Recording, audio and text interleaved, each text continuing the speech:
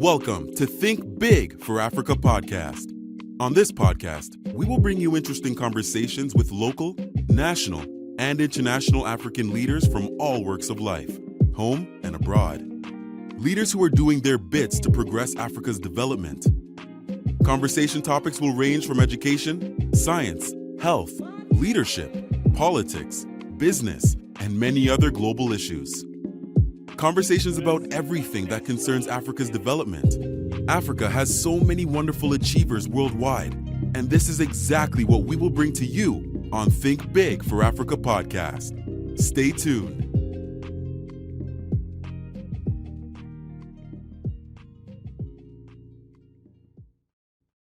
Hello, this is Think Big for Africa podcast. My name is Ekene Banye. I have a wonderful Edo man. Yeah, I think he likes that. That is an artist. In fact, a very maybe a little bit more famous than I thought. His name is Enotie Ogbebor. Enotie, how are you? I'm very fine, thank you. Good. Like you were telling me before I did the introduction, you are in Europe for an art cultural program. Tell me about that. Well, it's basically a program for professional artists to come and develop projects which bring about collaboration between Europe and Africa, specifically Nigeria. Okay. And in this case, we're looking at how, with all the furor and interest generated around the artifacts from Benin, and the proposed and return, it is now also pertinent to draw attention to the fact that there are casters today who are still working, who are still bringing out works and striving to keep tradition going. So, and they have a global market which they have some limited access to. And so if the route to market is made easier via platforms which put their business and the transaction in their hands to a global marketplace. Okay. This will also serve as an incentive to keep the tradition going. So also to address that contemporary aspect of it. Yes. So it is with that one has to forge these relationships with institutions, both academic and professional, like museums. Yeah. To try to put together programs that will encourage younger people and other professionals to multitask, to be multidimensional, to also realize that you can have interests in multivariate places and perform as and when due. And because at the end of the day, when the items are repatriated or restituted and they are kept in museums, professionals have to look after them, have to display them, have to do so. That manpower development has to start now. Exactly. And that's what I try to engender with what I'm doing here. Great. See, when I read your bio, you didn't study art in school. You study economics and stats. So how did you get in the art space? But I think from childhood, I'd always scribbled and painted and sketched all over books and furniture and the blackboard on my table in school and benches. And so at the end of the day, my parents got me an art teacher at home, who incidentally I spoke to a few days ago. Yeah, he's Dr. Paul Ogbebor, and so and then also exposure to so many things. Like my dad used to, but for holidays, he would go and drop me at a woodcarver's place. Interesting. Who was related to my grandmother. So I was there with other apprentices. Wow. So every day for like a month, and then my mom is from Igun Street. So when we go visiting uncles, I see my cousins, we all start sculpting things with clay and all that. I thought that's the way every child grew up, And then I was also fortunate that my dad could take me on holidays to places like Greece, to go and see the Acropolis, the Parthenon. Yeah. To visit Egypt, go and see pyramids, and even enter a pyramid. Because in those days, the tourism allowed you to enter the pyramid, but I don't think they allow that anymore. No, I don't think so. Because of the fragile nature. So and then different trips to different places. My mom always books. My mom, she was a teacher, and later became a principal. So books. She was always buying books. Yes. Series and all of that, So that reading habit is what I think helped me when, after I graduated, and I started seeing these visions and this, you begin to see it becomes like a pressure. So when I yielded to it, I now have to start reading books. And I started, doing my own research. Very good. Very good. And so with all of that, researching all the famous artists, all the, and that's when, you begin to realize also that you're reading about a canon of world art and Africa is excluded.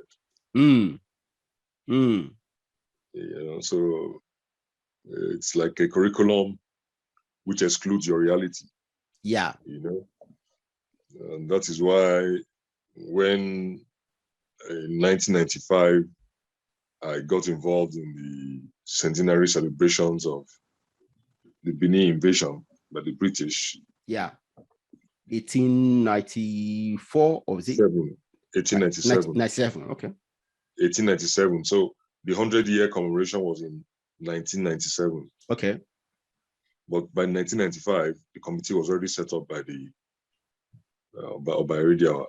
Okay. So, and so it was while trying to prepare and do exhibitions during that period that reading and researching, and that's when I began to realize that, hold on a minute. There's something absolutely wrong here, Yep. When the Renaissance was happening in Europe. Exactly. We were producing these fine plaques. Yep. And bronzes in Benin, yep. In Europe, in Ife. Yep. In all Lagos, over Africa, Senegal, all over. And so, why is this not in the chronology of art history? Because when you are discussing art history, once you globalize it, everybody should be involved. Yeah. Yeah, I know part of the limitation is that those works were not signed. Yeah.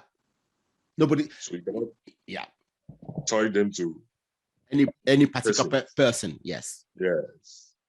But at the same time, you cannot deny their high craftsmanship. Their existence. Yeah.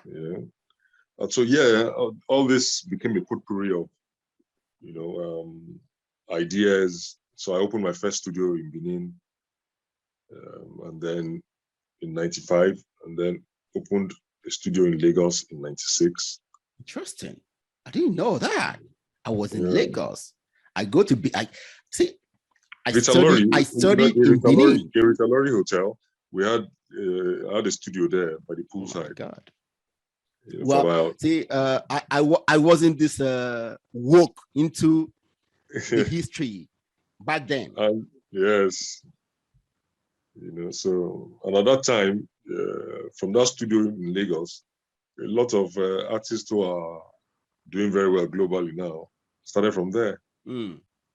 Peter Hiwere, Sam of Variety, Oluwajayi, That's Lekan good. That's Obanjo, good. Wow.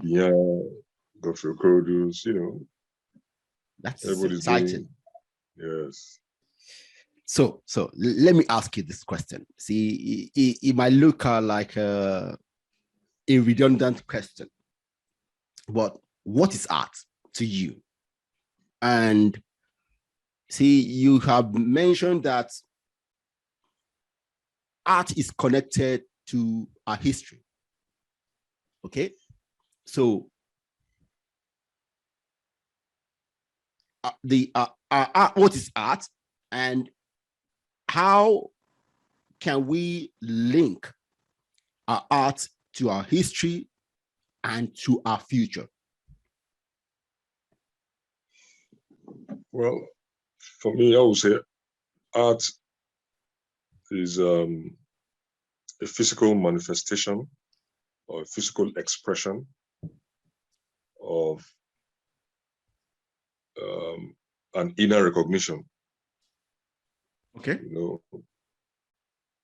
These recognitions come intuitively, and when they come, so if you have the technical proficiency to represent them in color or to represent them in a round form via carving or via sculpting or via textile or via music or via, so sharing that inner perception, which comes in surges, it comes in flashes, so intuitively is is how you perceive it. Everybody has that inner gut feeling, that small voice, that inner thing, Yeah. So when you pursue it, when it comes to you creatively and you now decide to manifest it, you find out that you create something which is beyond you. So you yourself as the artist, you continue to even learn from it. Yep. So, and that is how some people are also gifted artists as fashion designers. So they make clothes that, are beyond them. Yeah.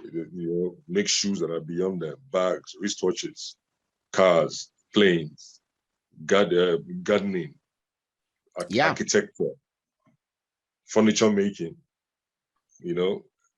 everything. I mean, even just name it. You see, as a young boy,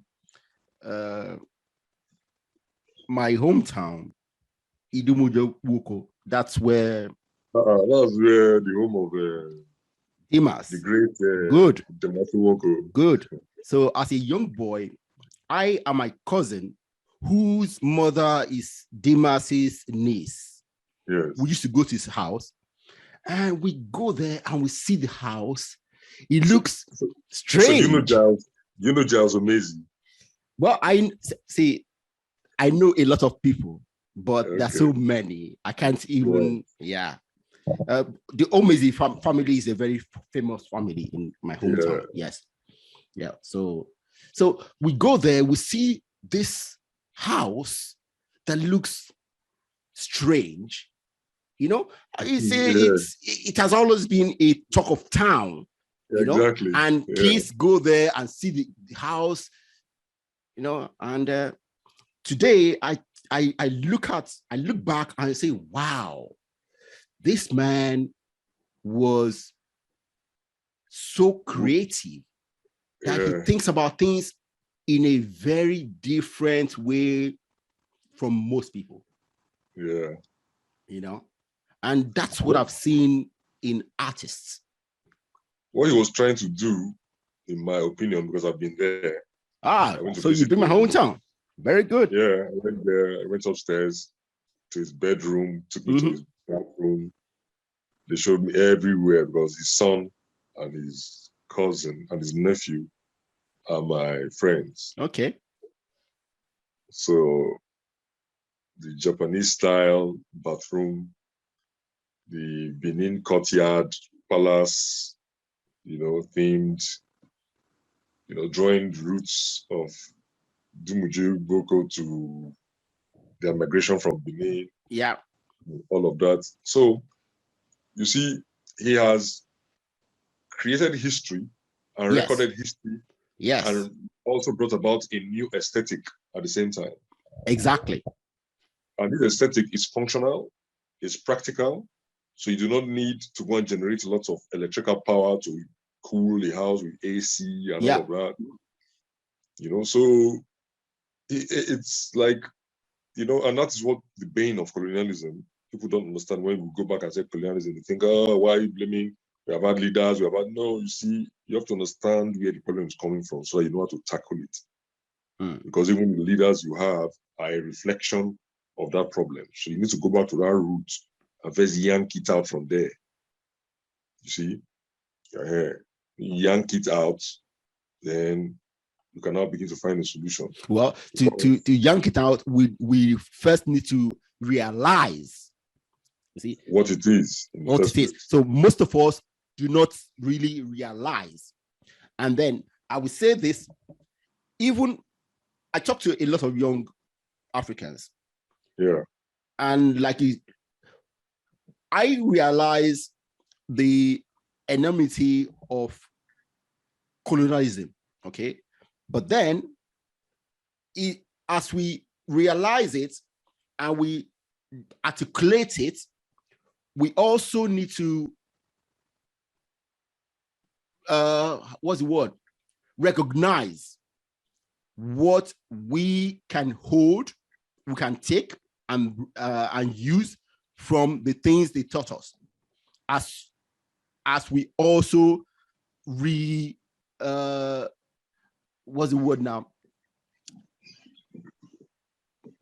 out our own cultural history and then embed them together. Yeah, it's all about collaboration. Yes, that's what we're saying. Exactly. We're saying that we are already in a collaborative relationship globally. Yeah, it's just that the collaborative relationship is not symbiotic. It's not equal. Yeah. And so you find a situation where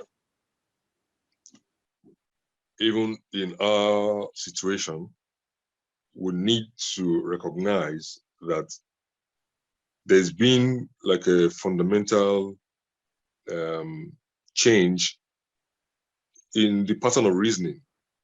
Okay. Where people, when you look at community, the idea of community. Yeah. The idea of community is always fostered around shared spaces, shared activity. Yeah. That is why in those days, in the evening, grandmother would sit, mother would sit, children come and sit around. Yeah. They hear stories. Yes. They play music, they do that. So this is how they transmitted this knowledge from generation to generation. Yes. And because it was done within home and hearth, it always was done within, enveloped in love and with a lot of warmth.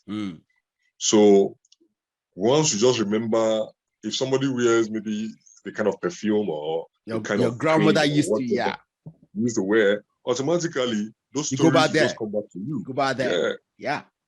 So you became a keeper of stories. You became a keeper of the tradition as well. So it was a collective responsibility. And people guided this thing jealously. So if you hear somebody else saying that same story that you know, and the person says it wrongly, more often than not, you find yourself interjecting. No, it's supposed to be like this, you know. And the impact would be saying all of that, and everybody will agree. So now, what colonialism did was to come in and say all those things are rubbish. Yeah. Forget about them. Yeah. Now, learn about the activities of Queen Elizabeth and Henry. No, wait a minute. See, even as they told us our own traditions and whatever is demonic rubbish, they didn't teach us the main things that they teach their own people.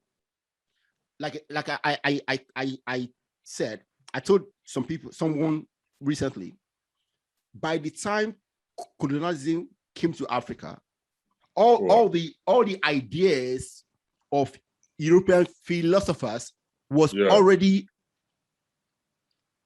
readily available in Europe. But how many of those ideas did they teach to Africans? Not anything. They didn't teach us any of them. No, but the truth of the matter is that we had our own rich oral traditions and philosophies. Yes, we did. Which really, really was sufficient to maintain a society for over 1,000 years. Yes. Yes, there were declines, there were dips, which is normal in any society. Culture. Yeah. And eventually they will find a way up and stabilize themselves. But the bottom line is, now we are here. We are custodians of even a global culture now. We have to, like you said earlier, harness what is good in every culture that we come across. Yeah. And use it to create something which is symbiotic for everybody involved. Yeah. Progress. That's how progress comes about. Yeah. Yes. To build these bridges, to identify, most importantly, what is really, really relevant and that can bring solutions to some of these challenges. Yeah. Because there are practical challenges. When you're talking about unemployment, we are talking about people wanting to migrate, we are talking about people wanting to do fraud, but there are also the majority who have new energies, who want to write apps, who want to develop apps, who want to develop fintech, who want to do fashion, who want to do TV production, who want to do movies, who want to do music. You know, there's a huge body of people who are striving legitimately to do what is right. Yeah. So in order to help those energies rise to an aggregate level where they can actualize themselves. Yeah. See, and create the kinds of wealth that really you cannot quantify. Because I'll give you an example. No economist could have sat down and said, in 10 years' time, this is how much whiskey will be attracting. Yeah. You see? No economist could have sat down and said, Davido, this is how much you'll be pulling into Nigeria. You know? Or Timaya or whatever, or any of those other people. Okay. You know, so if you create 200 Davidos or 200 Wizkids or 200 Burna Boys, just imagine. Yeah. Because and it's your we have the people. Number. Yeah. Yes. We have the numbers. Yeah. That's our, you know, and because of the internet now, the market is even growing. Yeah. At one time, we're celebrating 40 million sold albums for Michael Jackson. You know, now that's what this guy is getting in streaming one song. Yeah. You understand? The money goes direct into the account. It's not no long stories. You understand? Yeah. Yeah. So these are all. So the internet is also it's something. The internet is something that is also creating a leverage that enables everybody Oh, yeah. get right on. And then with the blockchain and cryptocurrency and the NFTs coming in, what is then happening is there's another level of perception which is expanding the economy. Yeah. Because if at first you only put value for something which is physical, it creates one market. Yeah. So whenever you replicate that thing which is physical, you can always sell it. Or somebody can even order it over the internet, and you can make it and package it to them. Yeah. But now you are entering the metaverse where you are looking at an image of that physical creation or even a digital creation. And a value is added. Now has value. Yeah. You know, it can be sold on blockchain and you can keep. So it liberalizes even the market and begins to, you know, ensure that any artist or any creative person who taps into it can have a livelihood. See, this era has expounded everything. Yeah. Most importantly, art. Art, that means art, music, movies, all that. It has expanded everything. And it's important that young Africans realize the explosion, because we have so many very creative people, so many, you know. I look at, I saw on one of the apps 2 weeks ago of a young lady during the lockdown started using used tires to create furniture. Yeah. You know, and see, these things are happening everywhere. And it's important that young Africans gain from all these innovations going on everywhere, you know. Yeah. The first time I actually heard of you was from someone, you know, Osareti Gobeda, yes. While he was talking about Edo Global Art Foundation. Okay. Yeah. Now, like you mentioned earlier, one of the main issues in African art is the phenomena of stolen artifacts by European colonizers. Okay. I believe that you and others, African artists, are working to recover these artifacts. Okay. So I'm sure that there are interesting stories in this on this journey. You know, I saw a presentation from Ngozi Adichie about a week ago in Germany. You know? In the Humble Forum. Yes, and that presentation was powerful. You know, so tell me, how has this journey gone with recovering these artifacts? Well, I think it's been fortuitous. It's like a case of being in the right place at the right time. It's an idea whose time had come, and lots of people had over the years been clamoring for the return. Since the 50s and the 60s, various monarchs from Benin, various princes who represent the court, the government, the federal government itself, all try to ensure that these artifacts are returned back to Nigeria. Over time, And now I think global events also came to help in propelling the issues to the front burner. And we just merely added our voices in a very strong manner. Yeah. To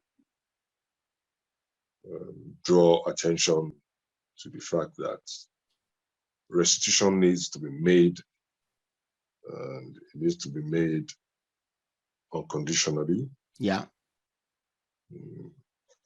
So that the injustices of the past do not keep getting reinforced and normalized through not addressing the issues of ownership and possession of the artifacts. Yeah, and so the Edo State Governor, Mr. Godwin Obaseki,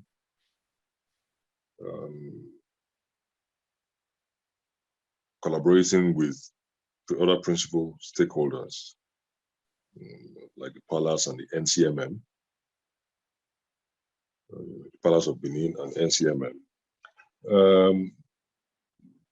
are proposing museums. Yes. To be built.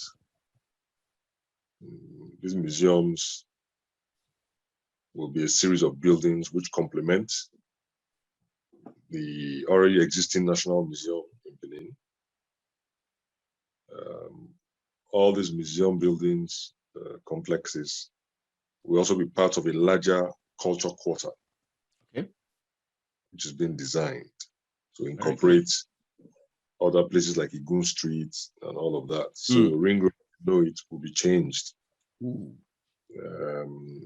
It's going to be developed so that it meets the expectations of a modern city.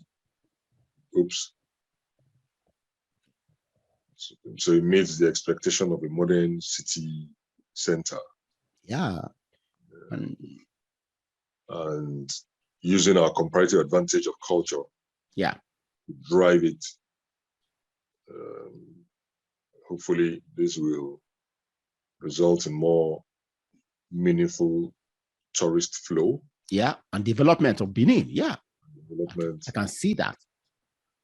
Because, like I tell people, with 200 million people in Nigeria, just 30%, or 10% coming through Benin, that is people from the country itself, coming to do tourism. So instead of going to Disney, come over here. Come to Benin, yeah. And putting all this in a package which reflects global and forward-thinking ideas, because we also intend to use a lot of artificial intelligence, a lot of computer-generated imagery, animation to complement the old way. And also remember that these museum spaces are not being designed in the context of European ideas of museums, but they are being designed to provide a basis for recontextualizing these works when they return. Because when they were removed, the works were decontextualized.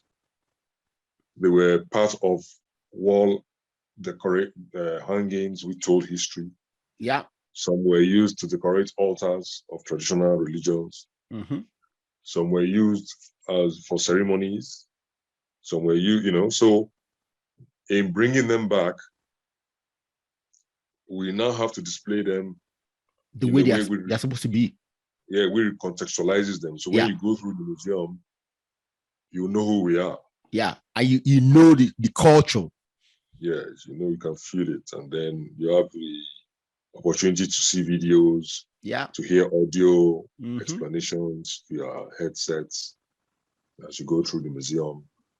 There'll be digital displays that will also tell you history. Yeah. You get to certain areas. There were recordings to play music for you to listen to, immerse you in the music. Yeah. So imagine you're in a room. I can already see it. Yeah. I can already see it. What makes it even more interesting is that I can spend 3 hours in that place. I can spend 3 hours. There are also going to be spaces for contemporary art. You see? Because one of the driving philosophies that I have personally is that our ancestors had a prayer. The overriding prayer always was, let our descendants do more than us. Yes. So we now, while we show love and respect and recognition to these works which they have done, we cannot afford to stop there. No.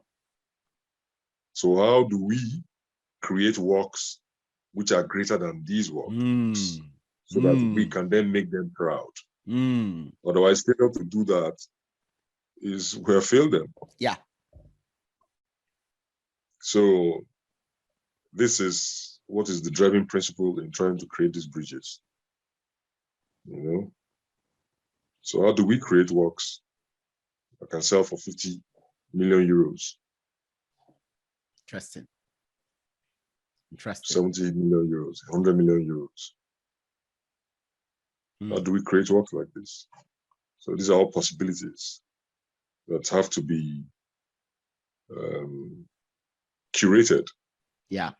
So that all the young and all the old and all the upcoming and emerging and established artists can see these things from a much larger perspective, and they know how to tap into this reality. That's what it is now. Wow. I can already see myself in the series of museum buildings. And there'll be spaces for weddings, receptions. There'll be spaces for conferences, seminars, performance, presentations, Wow. So that way is a community center. Yeah. Much like our courtyard of old. Yeah. So this is a series of courtyards where you can go and hear different stories. Some will be visual, some will be audio, some will be performance. Yeah. So if you're coming for a wedding reception, as you're talking about it, I can see myself. Yeah. So if you're coming for a wedding reception, inadvertently you will see some bronzes and see some ivory and see some. So you yourself will be like, that looks very interesting. But normally you won't go there and go and look at it. No. Or even the architectural design alone that Sir David Ajay is putting in place. If people will travel just to come and see the building itself. Yeah. That's good. I'm excited. I'm excited. So these are some of the projects that we have been privileged to participate in. We look forward to their maturation. Great. Wow. So, like you mentioned earlier, the Renaissance. Yeah. 14th to 16th century Europe. Yeah. Yeah. Art, sculpture, music. Music was. That's what I told somebody in an interview. I said, what was done to us is equivalent to taking the works of Leonardo da Vinci, Michelangelo, Shakespeare, Bach, Beethoven, Van Gogh, Picasso, all those boys. Yeah. Let's remove all their works. To Africa. And then go and keep it somewhere for 130 years. I said, do you think Europe will be where they are today? No. I said, no. Exactly. No. So, see, those arts you just mentioned were pivotal to bring Europe out of the dark ages. Yeah. Yeah. So. Yeah. I mean, just imagine how you felt just now when I was describing the museum. Just imagine how you felt. You understand? It's already a tonic. It's already just imagine how you felt, and if you are going through this thing, how you'll be feeling. So life is not just about striving for what to eat and drink. Yeah. The greatest gift that we all have in this life is the gift of beauty. So if we strive for beauty in our thoughts, in our words, and in our deeds, we'll have a more beautiful environment and a more beautiful relationship, and more beautiful everything. So I think that is the most simplest law anybody can just employ in their lives, to say, okay, every thought has to be beautiful. I'm going to strive to make it beautiful. Every word I speak, I'm going to try and make it beautiful. Everything I do, I'm going to try and make it beautiful. You just find out that, you know, and that's where the difference lies, because a lot of this art is taught in kindergarten, in primary schools, and all of that. The principles of art is taught to all European children, children who are schooling in Europe, whether they're Africans, Arabs, or whatever. I mean, my children, they, of course. Yeah. So what then happens is that whether you become a nurse, or you become a plumber, or you become a fireman, or you become a politician, or you become a doctor, or you become an astronaut, you find yourself being more creative in everything you do. See? Yeah. So the question I want to ask is this. Now, I believe that art has the power in creating, reconnecting us as Africans. Yeah. Okay. As a bridge from our roots to the future. Okay. Just like it did for Europeans. Okay. Now, of course, based on what you have been talking about, I'm sure you see something similar in Africa and for Africans, you know, to bring us from our ancestors to the present and the future that we envisage. Yeah, and that's why we established Edo Global Art Foundation, because we recognize that with about 3 art schools in Edo State and 1 more in neighboring Ondo, a lot of these students finish, and then they all take off to Lagos or Abuja to go and try and, you know, make it. And very soon, some might get frustrated, some will make it. You know, most will just get frustrated and lost. Yeah, fizzle out. So that's why we decided to create this hub, so that you don't have to be under pressure to run to Lagos or wherever. And we already host IT students from these schools anyway. For the past 4 years, we've been hosting IT students, you know, from these schools twice a year, some for 3 months, some for 6 months. And one thing I can say is that we have a library. We're on a building that is 7 floors, and we have carved out spaces for in-house artists, for about 15 artists, having their own private individual studios. Interesting.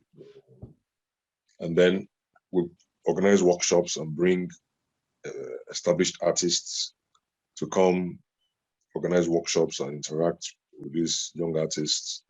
We also send them to like the Bruce and Obekwaya Hamatan workshop. We also send them to sponsor them to such places, get them involved in the relay, young contemporaries. You know, so we try to expose them. The British Museum has acquired some of the works. Can you imagine an IT student who was with us? When the British Museum came to visit and they came to our studio and everything, they saw the young man's work, got interested, and they acquired it. So now it's referenced in the British Museum. Wow. You know, so that has added Philip to his career. Yeah. Because now he's a graduate, he's, you know, forging his own way. And so, yeah, that's the way we've been. The Smithsonian appointed us vendors to help organize projects with them here in Nigeria, and also come over there to organize classes and talks and all of that. Yeah. We do more via Zoom because of the pandemic.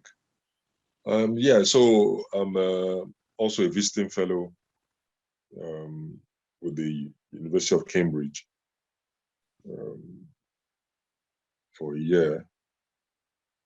And with all of this, I try to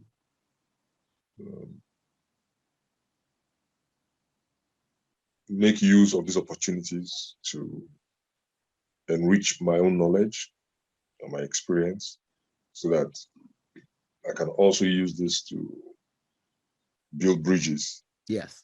To enable younger artists and, other artists get access to some of these opportunities as well. Yeah. Because when you create a sector, is the total value of that sector that makes it big or not. Oh yeah.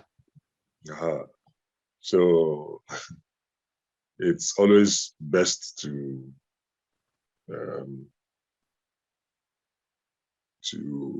see a platform, to be part of a platform where there's a lot of people thriving. And this also is why you see artists trying to be involved in creating institutions or circumstances that enable nations to also thrive. Yeah. In those days, ABBA, the amount of foreign exchange ABBA was earning of Sweden. Okay, you understand? Yeah. I think it even surpassed what Volvo was pulling in at the time. Wow. Imagine the amount of foreign exchange that Bob Marley earned for his country. Yeah. Yeah. So imagine the amount of foreign exchange and the amount of employment and the amount of opportunities that the Nollywood film industry, the Nigerian music industry. Yeah. And so the visual arts sector was already representing Nigeria even before all these other sectors were. Exactly.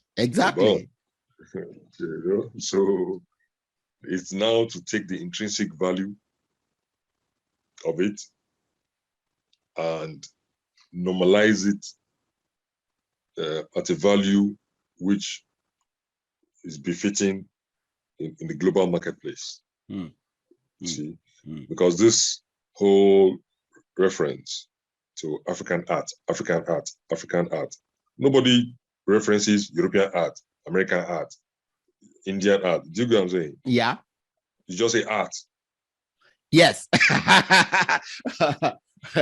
Yeah, that's true. So I don't like my art being referred to as African art, actually. It's art. There's no African way to fly a plane. Yeah.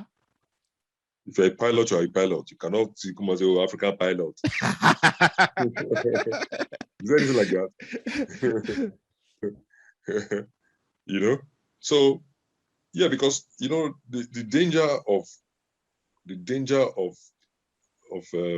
pigeonholing people is that what is your yardstick for determining who is an African? See, this discussion, if you go into this one, it will take us a long time to come out of it, because see, this is a discussion I like to engage in. Okay, it's a philosophical discussion, but it's a very vital discussion. But I get what you're saying. I agree with it, and we can talk about it one day. One day I will call you. One day I will call you and we'll talk about it, but not on this podcast. Now, no problem. Now, you see, art for many Africans is simply life.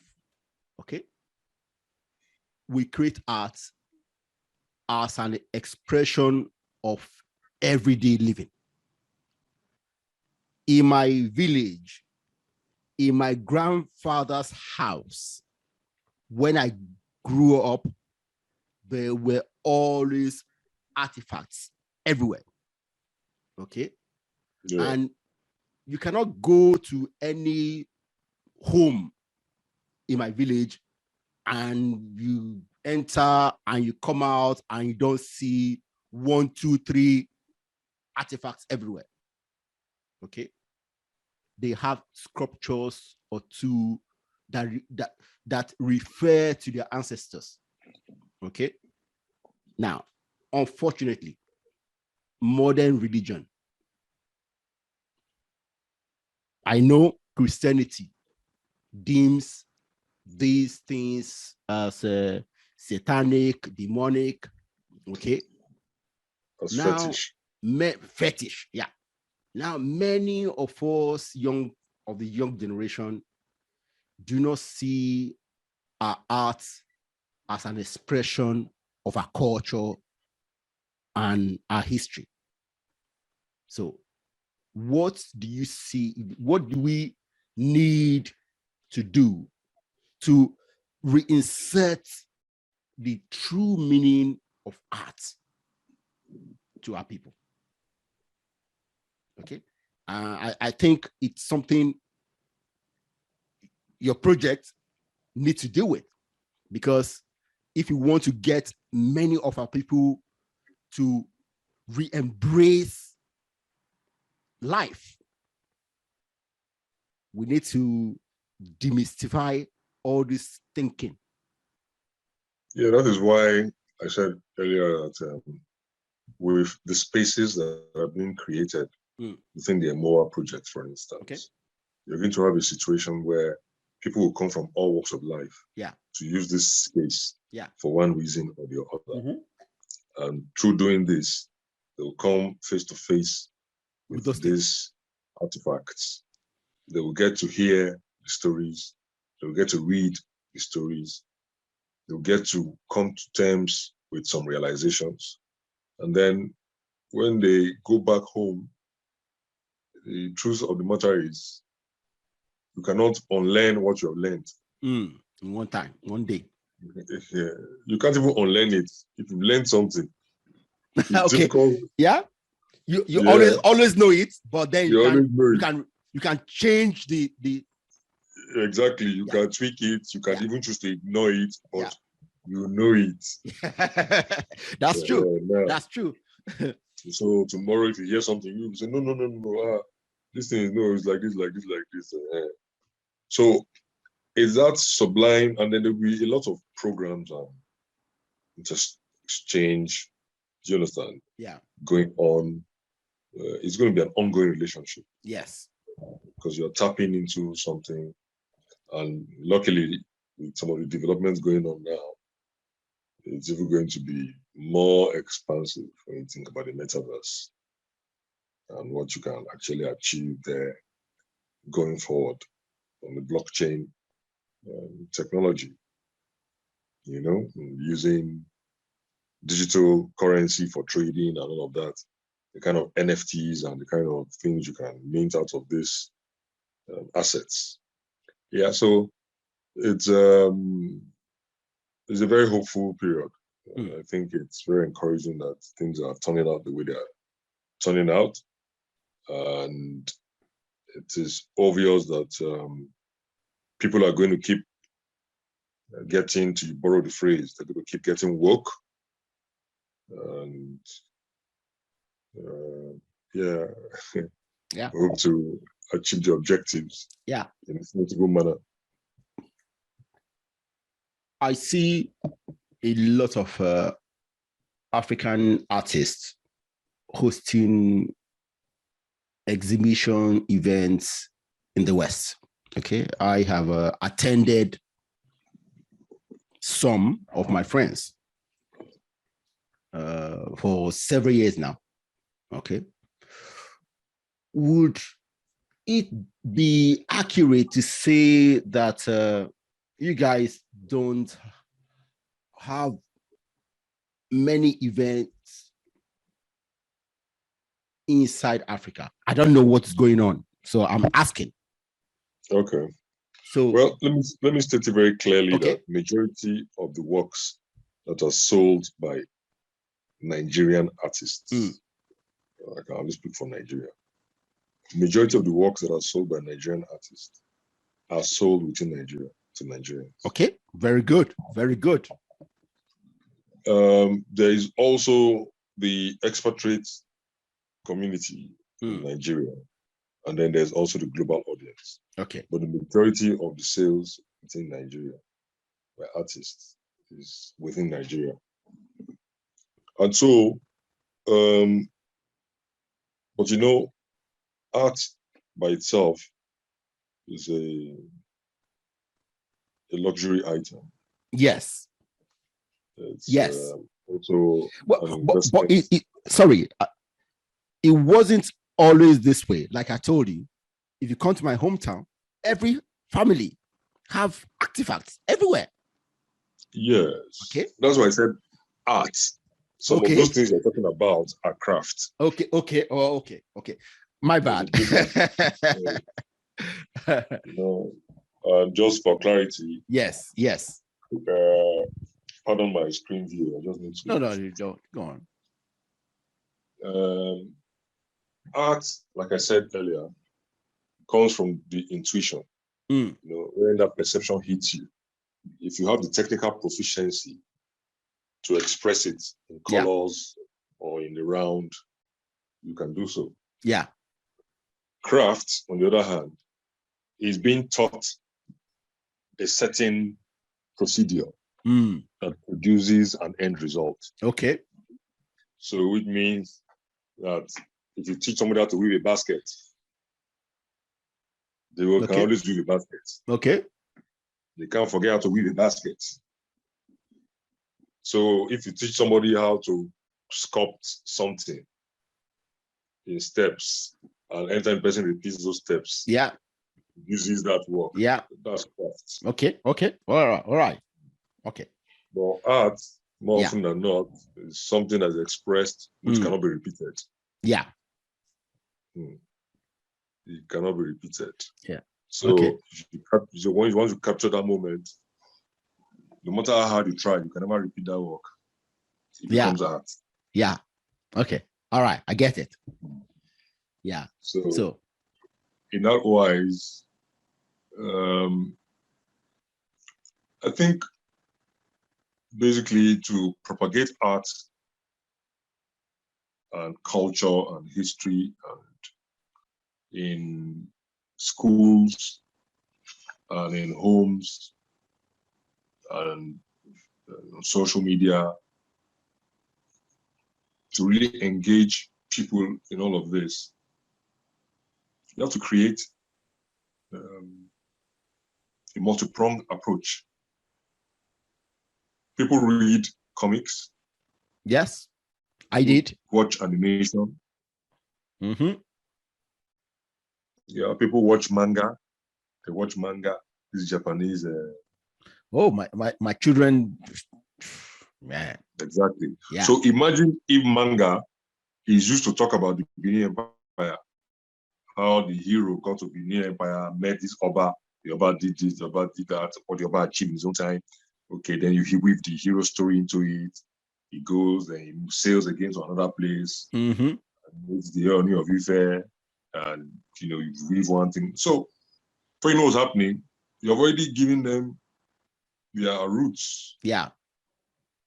Because just by them knowing those details, it's more alive within them because it's part of their DNA. And from there they can build. Because when you know where you're coming from, it is easier to say, okay, if my grandfather could cultivate X amount of hectares, then I want to do 20 times. So it's a benchmark. Yeah. You have been talking a lot about NFTs. Okay. I recently, in the last 2 weeks, started reading about it. Okay, because I've been hearing it. I'm a big sports fan, and they talk about it in sports. So I had to go and start reading it. Now you're talking about it as per art. So tell us, how has NFT, the rise of NFT and blockchain, changed the world of art? Thank you very much. Well, basically, NFTs, as everybody should know, means non-fungible tokens, which means these are tokens that cannot be changed. Okay. They are identified. They are secure on the blockchain technology. Yeah. So the blockchain technology is another layer of a digital metaverse. Yeah. A digital universe. That's the next level. Yes, so referred to as metaverse. Yeah. So it's more secure. So what is happening is people are minting tokens there. Tokens by and even legal tender by derive their value from the number of people who agree that value is worth it. Okay. So previously, legal tender was the purview of countries and their central banks. But today, the blockchain and the NFTs and the ability to mint them and put them on the blockchain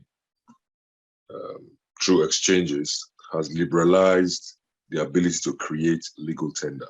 Okay. So whereas the hurdles of nationhood and all the borders and the different rules and everything that had to occur for you to have access to legal tender or foreign exchange to be able to carry out whatever you desire, those boundaries and those shackles are being liberated. Because you have 7 point something billion people on earth and counting. Yeah, yeah. And as the internet, the reach of the internet spreads, you're going to have more people having access to more markets which are outside government regulations and control. And therefore, having a means of exchange also becomes liberalized. And so people can also use artworks as NFTs, which become tokens of exchange or tokens of value. Yeah. Because the metaverse is still very young. The time will come when the minting of NFTs and all of that, the value will not be derived from just minting NFTs and selling. It will now come to the same content creation or service-oriented exchanges.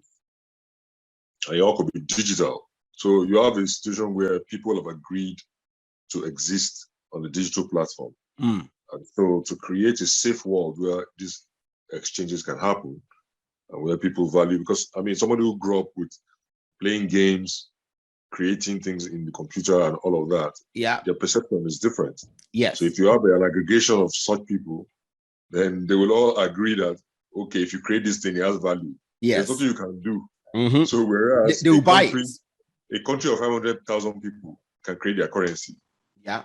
But what stops a celebrity who has 23 million people following him as assiduously from creating his own currency and trading within those 23 million people? You see?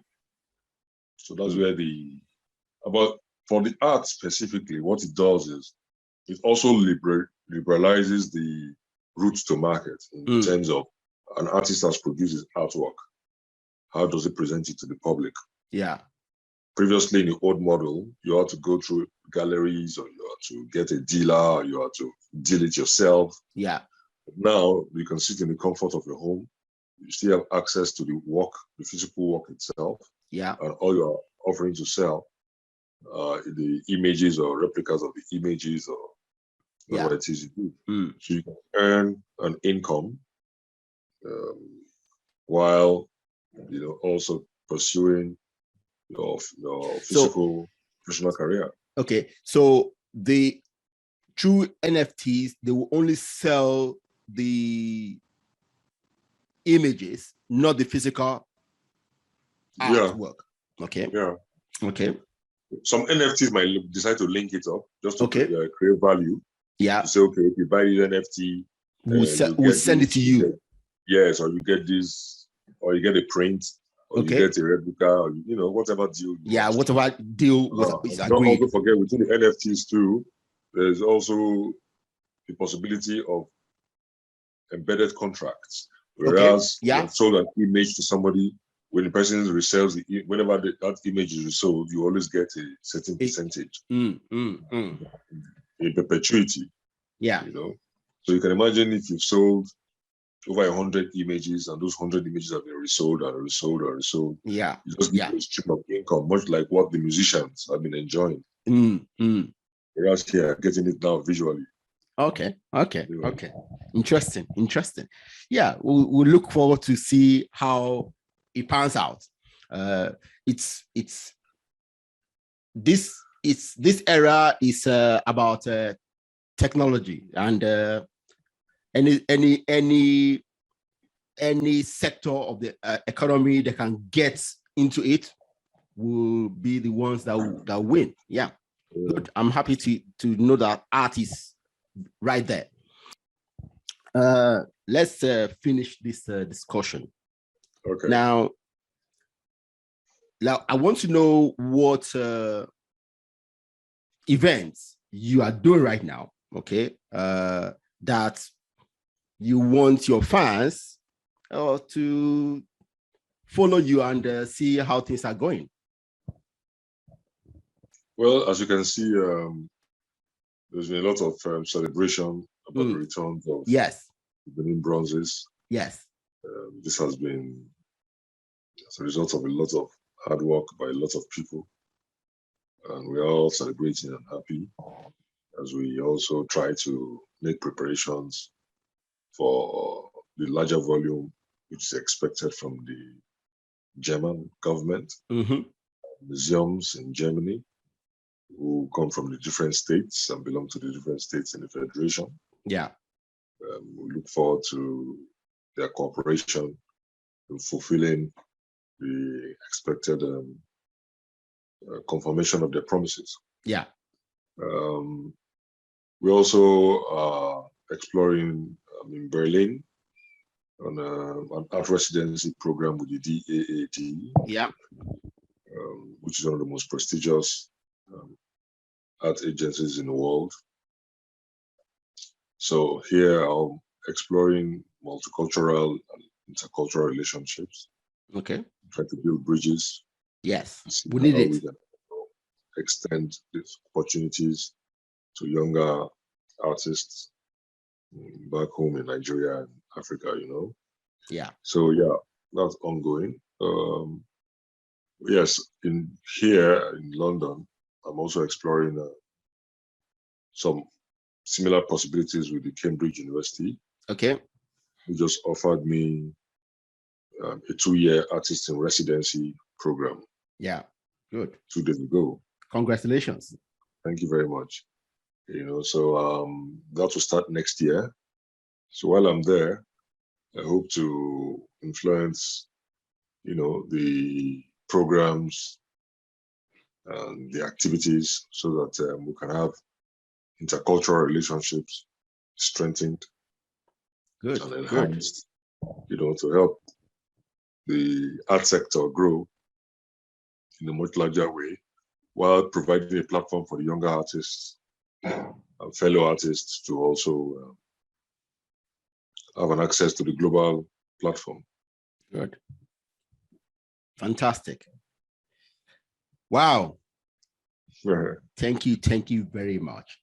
Thank you. I'm grateful to have you on this platform to share your wisdom, to share your the value you have.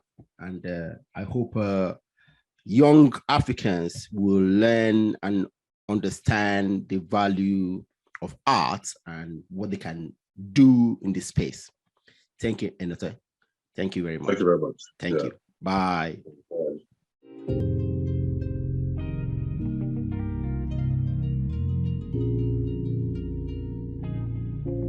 Bye. Listen or watch more episodes of Think Big for Africa podcast with new guests every week. Subscribe to ensure that you are notified whenever new episodes are available.